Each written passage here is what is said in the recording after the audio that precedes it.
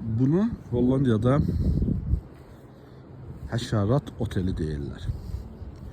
Demək belə düzəldirlər ki, həşəratlar məsələn burada yaşaya bilsin. Məsələn burada bu deşiklərə baxın.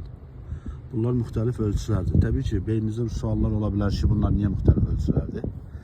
Bunlar ona görə ki, burada hər həşəratın öz ölçüsünə görə yeri var. Yuvası var və burada yaşayan həşəratlar. Yəni bunlar üçün belə bir şərait yaradırlar.